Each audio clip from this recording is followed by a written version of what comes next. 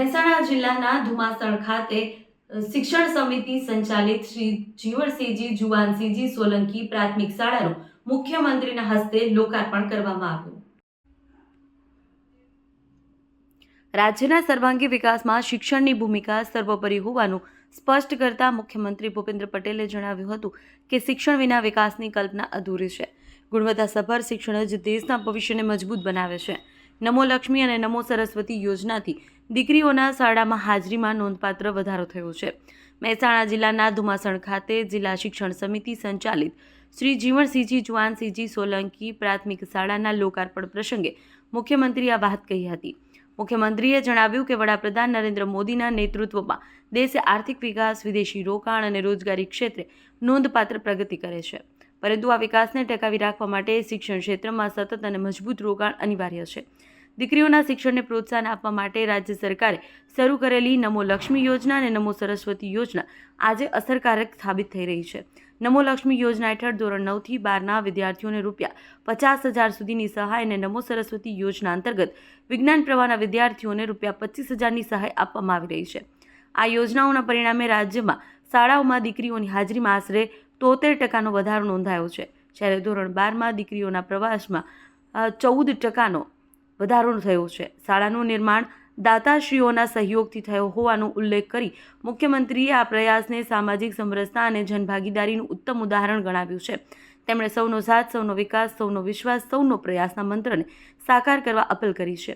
આ પ્રસંગે ઉર્જા મંત્રી ઋષિકેશ પટેલે વતન પ્રેમ યોજના અંગે માહિતી આપતા જણાવ્યું કે રાજ્ય સરકાર દાન સાથે 60% સહાય આપે છે, જેને કારણે શિક્ષણ, આરોગ્ય અને જાહેર સુવિધાઓના વિકાસને વેગ મળી રહેશે। કાર્યક્રમ દરમિયાન દાતા જીવણસિંહ સોલંકી સહિત તમામ દાતાશ્રીઓનું સન્માન કરવામાં આવ્યું હતું। ચેતન પટેલ, મહેસાણા। શું નામ સાહેબ આપનું? રબારી ભરતભાઈ સાગરભાઈ, કુમાસણ પ્રાથમિક શાળાના આચાર્ય છું। શું કહે સાહેબ, આજે તમારે ત્યાં લોકાર્પણ, ભવ્ય શાળાનું લોકાર્પણ થવા દીધું? હા, આજે અમને અમારા મુખ્ય દાતા શ્રી જીવણસિંહજી જુવાનસિંહજી સોલંકી અને ગામના અન્ય દાતાશ્રીઓ એ આશરે 3,80,00,000 રૂપિયાનું દાન આપી અને ભવ્ય શાળા સંકુલ બનાવી આપ્યું છે।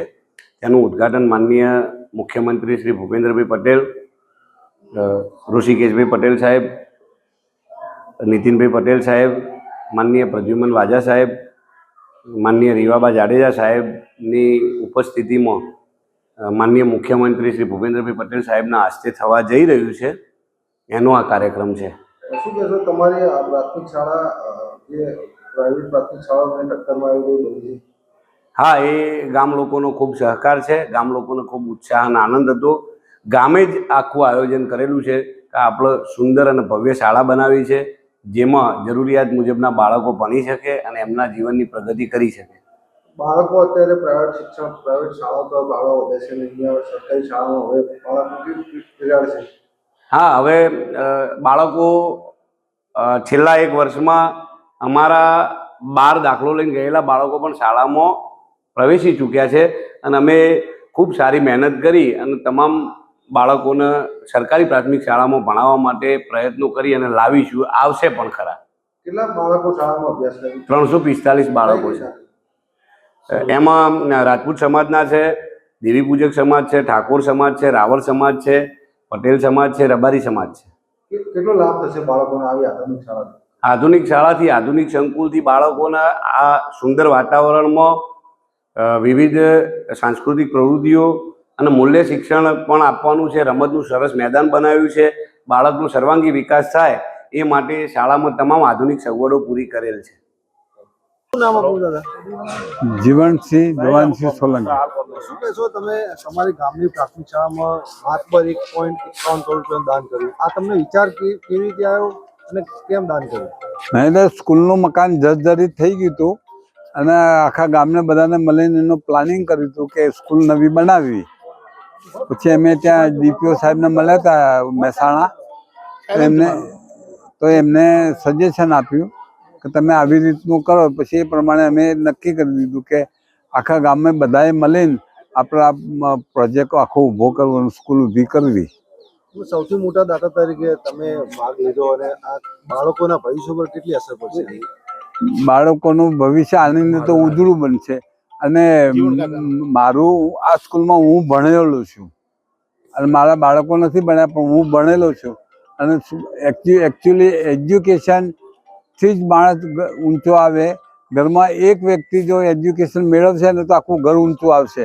આ અમારો ધ્યેય. અને અહીંયા બધા જ બાળકો ગરીબ ઘરના છે, અહીંયા બહુ મોસ્ટ ઓફ ગરીબ ઘરના છે. તો એમને જે એજ્યુકેશન મળે, બાળકો આગળ આવે અને ફ્યુચર એમનું ઊંચું રહે. કોઈ બી ઓફિસર બને કે એન્જિનિયર બને કે ડૉક્ટર બનશે તો એ આપણને યાદ કરશે અને એનું ભવિષ્ય ઊંચું રહેશે. અત્યારે બાળકો અને તેના માતા પિતા બાળકોને પ્રાઇવેટ શાળામાં અભ્યાસ કરવા મૂકતા હોય છે, પરંતુ આપણે એવી શાળા ગામડામાં બનાવી કે જેથી બાળકો અહીં તરફ ફેરે. શું કહેશો બાબુ? પ્રાઇવેટ શાળામાં એને એજ્યુકેશન મળે પણ સંસ્કાર નહીં મળે અને એટલા એજ્યુકેટેડ ટીચરો નહીં મળે. અને અહીંયા તો સરકાર નિયુક્ત કરે છે ટીચરો અને એજ્યુકેશન અને સંસ્કાર બંને મળશે બાળકોને. બાળકોને કેટલો ફાયદો થશે અહીંથી પ્રાઇવેટ શાળા અહીંથી જૂની શાળામાં જવા કરતાં ગામની શાળામાં ભણવા મળશે? બાળકોને તો ફાયદો જ છે ને, કારણ કે આજે પ્રાઇવેટમાં જાય એટલે એમને ફી ભરવી પડે. અહીંયા કોઈને ફી ભરવાની એટલી ઊંચી એટલી તાકાત ના હોય અને અહીંયા ફ્રીમાં જો બધું એજ્યુકેશન અને સારા સંસ્કાર મળતા હોય તો શા માટે ના આવે એમ. રાજ્ય સરકાર દ્વારા શું કહેવામાં આવ્યું? તમે આટલું ઉદાહરણ આપ્યું. હમણાં કાંઈ હજુ રાજ્ય સરકારે કાંઈ કહ્યું નથી. હવે પ્રોગ્રામ આજે જ બને છે એટલે હવે જે તે એજ્યુકેશનમાં સરકારે કંઈ કહ્યું નથી ને કે તો જે કહેશે એ અમને માન્ય બી છે કે અમે એની અંદર કોઈ ખોટું કર્યું નથી કે કાંઈ છે નહીં એમ. અને બધા આખા ગામના સાથ સહકારથી આ આખું યુનિટ ઊભું થયેલું છે.